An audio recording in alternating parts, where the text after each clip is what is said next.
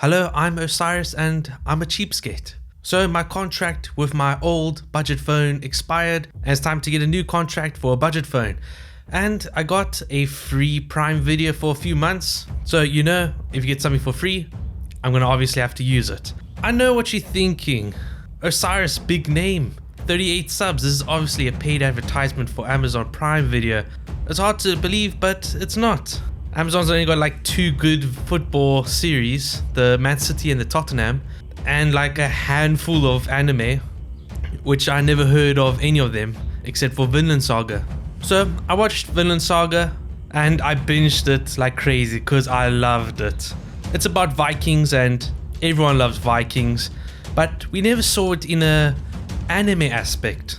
I adored the series Vikings, maybe not the last season, but let's not talk about that. So my expectations was full force, just brute, kill. The story not so strong, but it's the other way around. The story was so good, though I expected maybe more Vikings, so on the expedition, the raids, just to be like 7 ships, but that was not the case. One thing that is a bit weird, but you get used to it pretty quickly, sub-Japanese is lovely to watch, but it's always in Japan, and if it's not in Japan, it's most likely in a mythical world. I said most likely, I know JoJo is in Italy and England, so it seems a bit weird when it's heavy European history of Vikings and it's speaking Japanese, but it was worth it, obviously. 10 out of 10 anime, by the way. Thorkell the Tall. He's literally from like JoJo's mixed with Attack on Titan. He even goes "Row, ree." He's huge, and Attack on Titan he's like the Beast Titan. He literally just takes stuff and chucks it. He's OP, which I think it is fine because it's just a few OP characters. So that's another thing to be wary about before watching it. Was obviously anime, there's gonna be strong characters, and you don't want them to just be like, okay, I'll wipe out your whole army. I think it's done pretty well. So let's get to the story. The lovely, in-depth story. Thor's faked his death to live in exile with his family in a peaceful village ridden from violence, such as he did in his past. His son, Thorfinn, sneaked on the boat in one expedition where Thor's was the leader of. This was all because Thor's was forced to go on expedition. But it was an ambush by Askeladd, which I'll just call Ash. Thor's is a monster. He jumps like crazy from ship to ship, not killing them. He's like the Batman of Scandinavia, voluntarily not using a weapon. But that doesn't stop Ash from not showing mercy. Ash kills him in front of his own son, giving the order for the arrows to come and meet Thor's death. Now Thorfinn, the son, needs to avenge his father's death. But this is not like any other series. No, not at all. It's not like, oh, we'll never see Thorfinn or Ash for a while and then they meet up. Thorfinn and Ash practically work together, but are enemies. Thorfinn's transformation into assassin is done beautifully.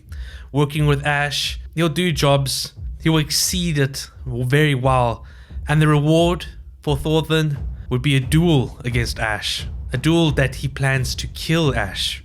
Now, this is not just once, this is done numerous times. Ash is a insanely good fighter, which we hardly see, so we only see glimpses of. Though one-on-one, Ash would get wrecked only by 2 people. Thorfinn's father, and Thorkell. The relationship of Thorfinn and Ash is very similar to Hannibal and Will relationship on the series Hannibal Lecter. They just can't live without each other.